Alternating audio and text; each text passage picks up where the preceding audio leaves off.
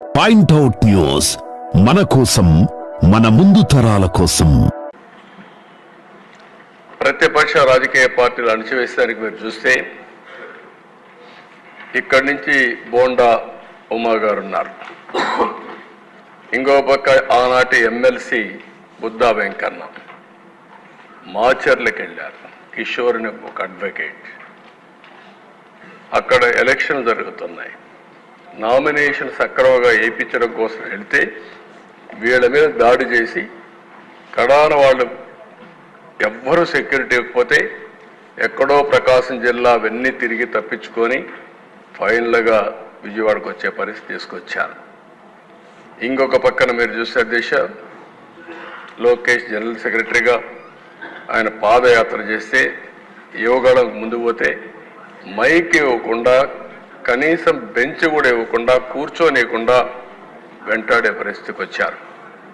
రాజమండ్రిలో గోదావరి వంతెన మూసేశారు. ఇది కొత్త విధానాలకు శ్రీకారం చుట్టారు. ఇష్టానుసారంగా చేసే పరిస్థితికి వచ్చారు.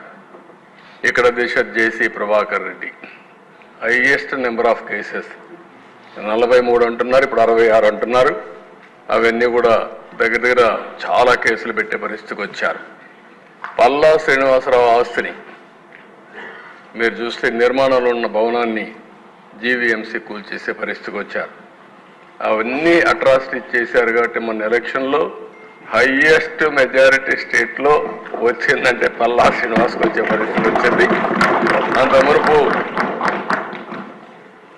మన పవన్ కళ్యాణ్ గారు కూడా అక్కడ పోటీ చేశారు కాబట్టి అది కూడా ఆయనకు ఉపయోగపడింది. ఇద్దరు మెజారిటీ, బ్రహ్మాండమైన మెజారిటీ వచ్చే పరిస్థితి వచ్చింది.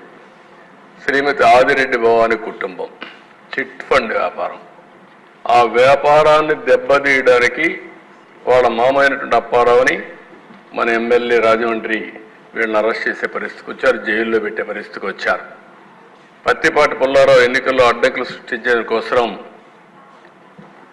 ల్యాండ్ పోలింగ్ కింద ఒక ఇది ఉంటుంది, దాని మీద చేసి కొడుకుని అరెస్ట్ చేసే పరిస్థితికి వచ్చారు.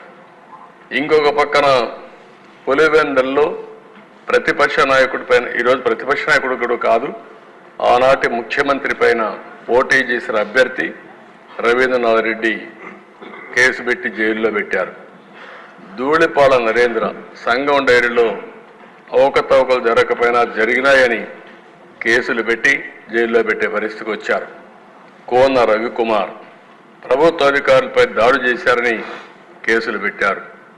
చంద్రమోహన్ రెడ్డి ఫోర్జరీ కేసు నమోదు చేసి ఆ కేసు మీద